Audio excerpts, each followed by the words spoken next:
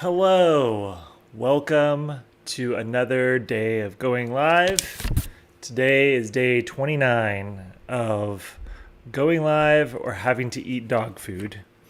And I have the dog food here on my desk that so far I have not had to eat because I've gone live for 30 days. So, and if you're new here, my name is Chris Porter. I am going live for 30 days in order to share more about my ADHD coaching, my story, connect with other people that have ADHD, and also kind of in preparation for launching a group coaching program that I'll be launching soon. So day 29, I've got my wall of sticky notes. Got 29 up there, and one more day. My cord is getting caught.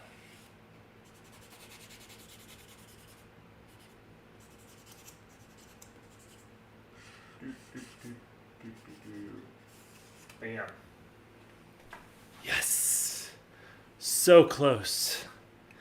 One more day, and I am done. But I'm actually kind of enjoying these live streams and like getting better at talking this way.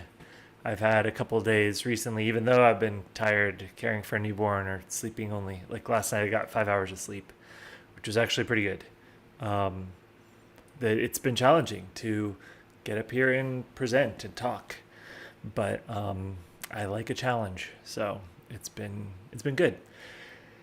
Tonight, I wanted to talk about something that was happening yesterday and today, which is yesterday I was talking about Russell Barkley's, and I pulled it up because I can't remember names very well at the moment. Taking Charge of Adult ADHD is the book that he wrote, and I'll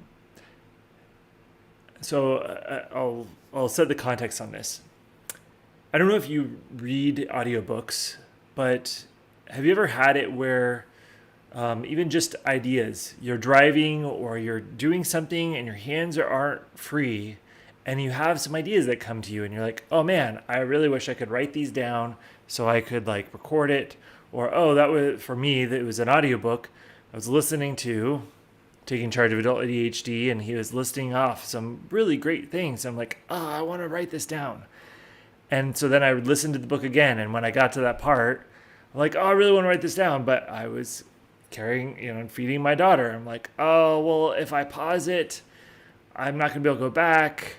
Like, I'll just listen to it again. And then the library book expired. So I bought the book yesterday to get a physical copy so that doesn't happen again. And then it's getting delivered. Meanwhile, I was really wanting to like pull out this stuff that he was sharing. And so, I don't know have you experienced that where you've got ideas coming in your head and you're just like, oh, like, where can I write this down? Where can I save it? Like, I don't want to lose this information, but I feel like I'm not in a place where I can capture it. Well, I mean, that still happens to me, but more often than not, I am able to put it into my second brain. So I have Notion, I use Notion, Logseek, and I don't really use Obsidian anymore. But I use these kind of digital tools that let me put information in and save it. And then I've got kind of a whole a second brain, like a digital system for organizing notes that has been super helpful. However, I still have to be able to like access that. So it has been, I've been getting into the groove of like using voice dictation and, but I still have to navigate in there to like get to the right place and then save it. And so yesterday, I've got these 7 conceptual frameworks that Dr. Russell Barkley goes through. And I'm really wanting to I don't remember what they are. I didn't remember to write it down. I didn't have hands free to write it down. I was like, how can I solve this problem right now? Because having ADHD, my brain becomes obsessed with these ideas. And I'm like, I am hyper focused on this and I want to solve it right now, not tomorrow when the book arrives, but today. And so then I remembered I have Chat GPT on my phone where I can talk to it and have conversations, and it has a really good knowledge of all the books out there. So I pulled it up and I was like, hey, do you know, and I didn't remember the title, like, do you remember this book by Dr. Russell Barkley helping adults with ADHD? And it's like, oh yeah, it's Taking Charge of Adult ADHD. It's like, yes, that's the one. Okay. And so I started essentially just thinking of ChatGPT as a really knowledgeable friend that's read that book and has an almost perfect memory, but sometimes makes little errors. They call it hallucinations when it just makes up information. So knowing that it can make up information sometimes, I still double check. I was like, perfect. I have this really knowledgeable friend, AI, ChatGPT. I'm going to just ask it questions. And I was like, hey, what are the seven things that help people with ADHD? And it's like, oh, was it this? And I was like, no, that's not it. It's the seven things about the brain. And it was like, oh, here are these seven brain regions and how they affect ADHD. I was like, no, but that's really good. I'm going to have to save that because I don't remember that from the book. I need to write that down. And cool. Well, I have this conversation and it's in my ChatGPT history. So it's kind of saved somewhere and I can just pull it into my second brain. And I was like, no, it had something to do with heart and head and something else. And ChatGPT was like, I think you're talking about the 7 conceptual frameworks that Russell Barkley uses to talk about the challenges of ADHD and then some of the solutions and how he solves it. I was like, yes, that's the one. And then it broke it down into these 7 things. You know what? I'm just going to pull that up right now and read them off because it was just so good. And it was exactly the thing that was on my head that I was like, I really wish I could sit and I had 20 minutes to write these down and to take notes. ChatGPT already had all that ready. Chat. So let's see. And I was doing it on my phone, but of course it syncs to my computer. So let's see, what were those? Yes. So I'll read what it was saying. You're referring to Dr. Barkley's conceptual framework where he pairs the 7 executive functions impaired with ADHD with symbolic systems like the heart and mind to help illustrate their roles. Here's the breakdown from Taking Charge of ADHD. So I'm just going to read these because it was the thing from the book that I felt, as I've listened to it twice now. I probably take 7 or 8 times to really have a better framework and understanding because I'm listening to it while I'm doing other things, while I'm driving, while I'm taking care of my daughter. So the first one is this self system, the mind. The functions are self-awareness and metacognition. The impact on ADHD is difficulty with self-monitoring, reflecting on actions, and evaluating behavior. And I also just really like how it broke out these in a very, it organized it in a way that the book didn't have organized. There was lots of filler words and other stuff. And so it was a good companion. I also just like the ability to kind of just talk to it and just ask it more questions. Ask ChatGPT more questions about these and see how are these backed up? What research did he did to find out about these? Are these examples in any other people's work? So, sorry, I went on a tangent there. So the first one was the mind and the self system. The second one is inhibitory system, the will. The function is self-restraint and impulse control. And the impact on ADHD is challenges with impulsivity, resisting distractions, and delaying gratification. So that was the mind, the will. Now the voice, which is the verbal working memory system. The function is internal speech, guiding behavior through self-talk. And the impact on ADHD is trouble using internal dialogue to direct actions, plan, or solve problems.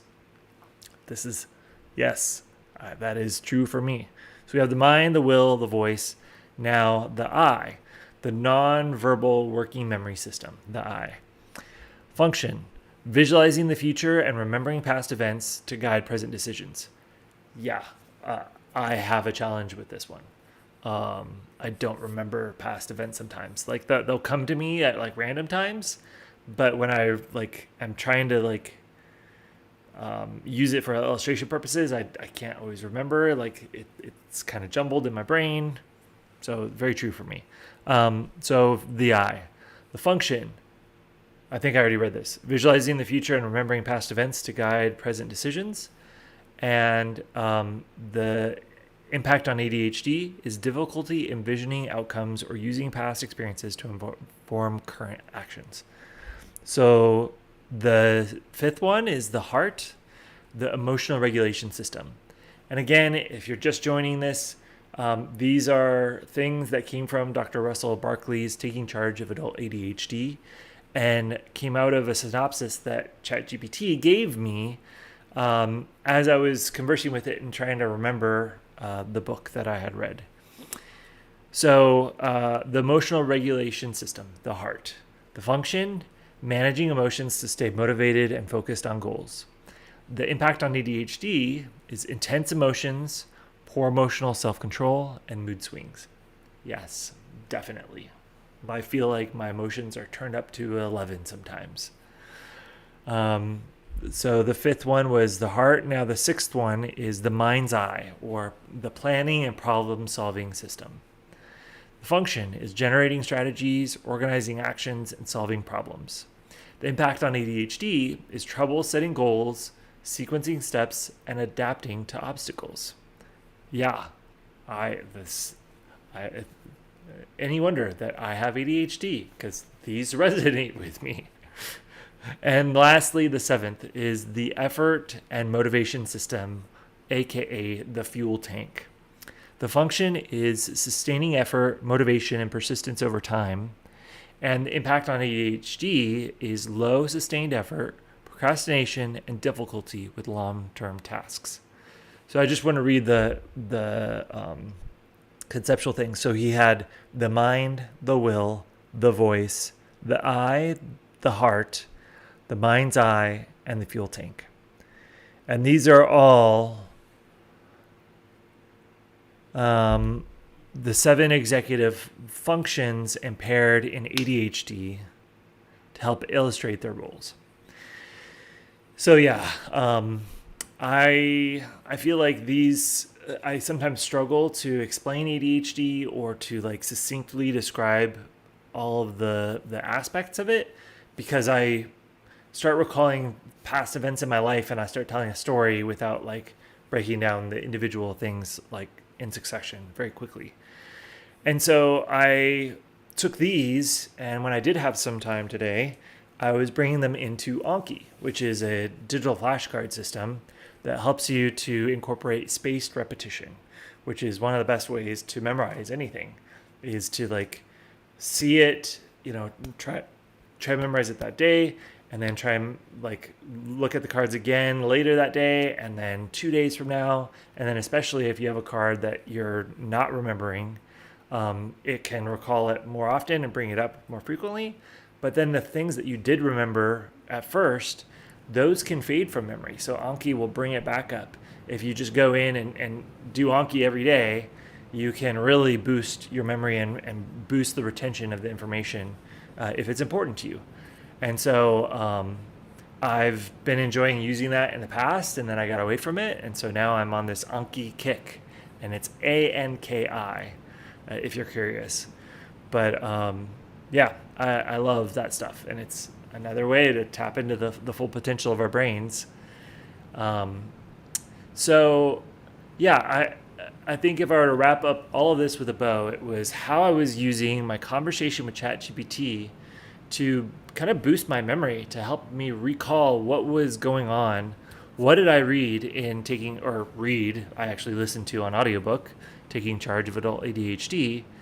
And then to pull out some of the best parts of it, or the things that stuck around with me after I had listened to it twice, and then be able to use ChatGPT to have a conversation about these things. So I won't read these, but the next thing was in my journey to try and figure out those 7 symptoms of ADHD, it also brought up some aspects of the brain, like the brain regions that are affected by ADHD. And so then when I came across those, I was like, oh my gosh, I don't remember this either. I'd like to memorize the different parts of the brain, how they're affected by ADHD, and just what their roles are. So the areas are the prefrontal cortex, the basal ganglia, the cerebellum, anterior cingulate cortex, the amygdala, corpus callosum, that's the fibrous band of tissue that connects the left and right hemispheres, the default mode network, I've definitely talked about that one before, dorsal lateral prefrontal cortex, I've heard that before, but I wouldn't have remembered that, ventromedial prefrontal cortex, and insular cortex. Oh, and parietal cortex. So those are all the areas of the brain that are affected by having ADHD, that either are impaired or aren't functioning as well. But there's hope. Like we can, thanks to our brain's neuroplasticity, we're able to kind of reprogram our brains to a certain degree. And like they've done studies where somebody has a part of their brain that's damaged. Well, other parts of the brain take over and start doing the function of the part that was missing. And so, but it takes deliberate practice. It takes effort. And that part of the brain that's now taking over for the other part that's not working as well, it's never going to be like exactly perfectly the same as before, but it's still going to be pretty good. I'm trying to think of where I heard this. It was some podcast, but they were doing studies where they would put sensors on, or like, not sensors, like maybe just transceivers, but like things that would activate the skin. So it would like poke the skin based off of some input. And the input was a camera. And so they were putting these bands on blind people. And when the camera would show an image, like let's say like this cup, it would form a pattern on their skin. And then when they would move the camera, it would go away and they would see other patterns. Well, the image processing capability of that blind person's brain is still there. They're just not using it. Maybe it's, I think they've done studies where your ears and what you hear actually starts to affect that visual part of the brain. So it's almost like they're seeing things that they hear. But after time, blind people could start to see from feeling their skin. So those touch points on their skin that are being activated when that camera's moving and they've got that band that they're wearing starts to activate their visual part of their brain. And so their skin can literally become their eyes, right? That's insane. Like, how cool is that? I want that. I feel like that would be a superpower. But we can apply that to ADHD in that if you train yourself over time, parts of your brain can take over for other parts that are not functioning the way that we want them to. So like I have time blindness because of my ADHD, but I train my brain to pay attention to time by using lots of timers. And I get better. I'm still not as good as other people that don't have ADHD, but I'm not as time blind, especially when I'm using the timers and it trains me. Like, how long does it take to do an activity? How long does it take to do this? And like, how long does 10 minutes feel when I'm in the groove versus how long does 10 minutes feel when I'm absolutely bored out of my mind? Those two like feel vastly different, but the timer doesn't lie. And so it helps me to like, okay, that was just 10 minutes, even though it felt really hard. So yeah, I think that's everything I wanted to share was my conversation with Chat GPT about the book that Dr. Russell Barkley wrote, and that there's tools like Chat GPT, like AI, like timers that can help us people with ADHD like me and potentially you to modulate our behavior, to even to some degree reprogram our brain thanks to its neuroplasticity to not have as much of a deficit. We're still gonna always, our brain will still function the way it functions, but we can like go to the gym and help improve some of the things. But it takes work. It takes effort and it takes accountability. It takes having other people around you that are also trying to do that and work on improving yourself. And it also takes self-compassion to like give yourself grace when you forget to use the timer, when you screw up, when you just all the things. Because like me, like I was sharing, my memory has been really poor lately, partially because I'm not sleeping a lot. And so I'm now diving back into Anki to like tell my brain, I want you to remember things. Just because you're tired, I'm saying if I put this stuff into Anki, it's important. I want you to remember it. And over time, it will start to just do a better job remembering, even if I don't put stuff into Anki. I've had that happen in the past, but it takes deliberate practice. It takes effort. So thanks for joining me on this day 29 of day 30 for my dog food challenge. Gotta see the little dog there. And I will see you tomorrow because I do not want to have that on my dinner plate tomorrow. So I will be here sharing more, and we'll see what I have in store for that day. I hope you have a good night. I'm so glad that you are checking this out, that we get to be on here. I don't know, I'm kind of amazed at these tools that we get to use live streaming, use social media as a way to connect with other like-minded people. I wish I had that in high school. I wish I had that in college, in all of the entrepreneurial ventures that I've had. But I can't go back in time, but I can help you now that we have these tools. So have a good night. I will see you tomorrow. Bye, Instagram. If I can close that. And now, goodbye, Facebook.